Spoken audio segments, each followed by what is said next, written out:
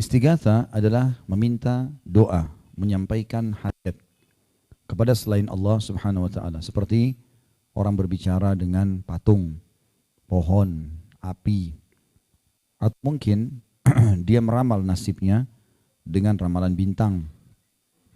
Semua itu masuk dalam masalah istighatha. Dan sayangnya banyak sekali konsumsian anak-anak kita sekarang mengajarkan untuk itu. Nah, pernah saya mengajak jemaah sekalian untuk menjauhi boneka-boneka dari rumah semaksimal mungkin. Apalagi kalau dasarnya memang dikartunkan boneka itu dengan cerita-cerita yang bisa merusak istighatha ini. Seperti misalnya kita selalu atau punya gambaran tentang Doraemon misalnya. Boneka yang bisa berbicara, kemudian bisa mengeluarkan apa saja dari perutnya.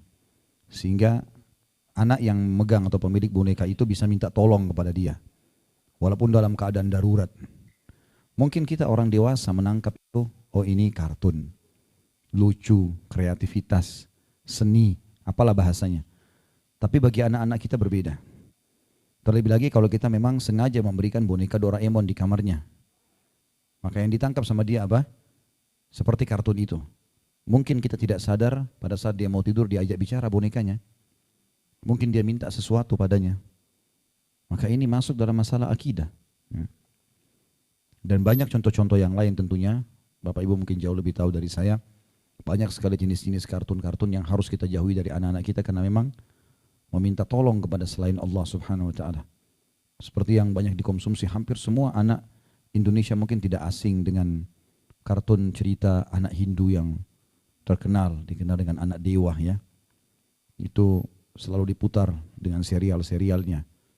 Saya pernah temukan kebetulan anak-anak saya batasi sekali, tidak boleh mereka mengkonsumsi televisi karena banyaknya acara-acara yang bisa berpengaruh pada mereka.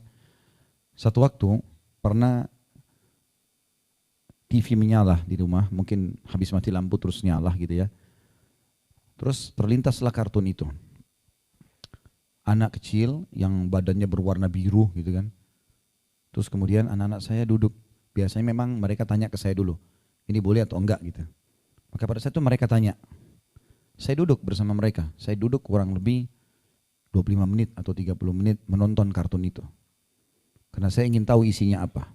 Subhanallah, 30 menit itu sudah cukup membuat anak kita syirik.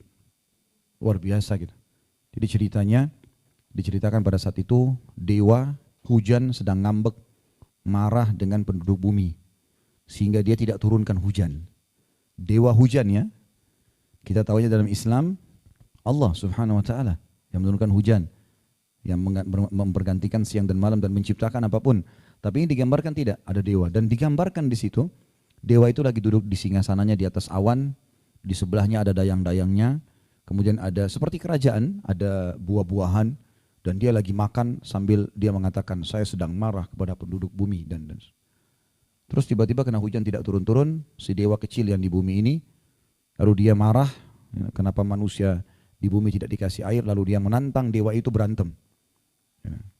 Dan betul-betul berkelahi gitu. Dia datang, dewa itu ditarik, ditaklukkan lah segala macam, akhirnya tunduk kepada dewa kecil itu. Yang tadinya bermain-main sama anak-anak biasa gitu. Maka ini fatal sekali. Mungkin kita pun yang dewasa bisa merusak pikiran kita ya. Oh ini mungkin memang ada dewa ini kali, ada dewa ini yang bisa ini, bisa itu. Mungkin. Bagaimana dengan anak kecil yang masih fitrah? Maka bahaya sekali ini. Ya. Dan banyak sekali contoh-contoh yang lain. Biasanya awal bibit. Ya. Akhirnya muncul istighatha, berdoa kepada selain Allah Subhanahu wa taala. Contoh yang lain juga banyak sekali orang. Semoga Allah kasih hidayah. Pada saat sholat sibuk mengatakan iyyaka na'budu wa iyyaka nasta'in. Kepadamu kami menyembah, hanya kepadamu kami menyembah, hanya kepadamu kami minta tolong. Selesai salam, minta-minta di kuburan sebelah masjidnya. Baik mana komitmen tadi yang Anda ucapkan itu? Hanya kepadamu ya Allah, hanya kepadamu ya Allah. Kenapa masih minta ke kuburan? Kalau kuburan itu dianggap bisa memberikan manfaat, kenapa kita tidak yakin pemilik tanah, batu, dan mayit yang ada dalam kuburan itu lebih mampu? Belum ada satu riwayat pun Aisyah radhiyallahu anha pada saat Nabi SAW meninggal dan kuburan Nabi di dalam kamar tidurnya Aisyah. Belum pernah satu kali riwayat pun, padahal Aisyah masih hidup 30 tahun sekian setelah Nabi SAW meninggal. Gitu kan. Tidak pernah dia mengatakan tiap hari misalnya, atau pernah satu kali aja buka pintu rumah Nabi SAW atau rumahnya mengatakan silakan, minta-mintalah di kuburan Nabi karena ini Nabi. Beristighatsalah, minta tolonglah. Atau tawaflah di kuburannya, tidak pernah ada. Bagaimana sekarang ada di antara kita yang mengerti? Begitu pula dengan kuburan Abu Bakar, kuburan Umar, kuburan para syuhada Badar, syuhada Uhud. Tidak pernah ada riwayat satupun sahabat datang ke sana mengambil tanahnya, taruh air di sana, sehingga akhirnya dilakukan oleh orang-orang sekarang tidak ada contohnya sama sekali. Ya, dengan alasan ini kuburan orang soleh. Siapa lebih soleh dari Nabi SAW? Siapa lebih soleh daripada para sahabat, daripada syuhada Badar dan Uhud yang sudah jelas-jelas dapat jaminan surga? Ya.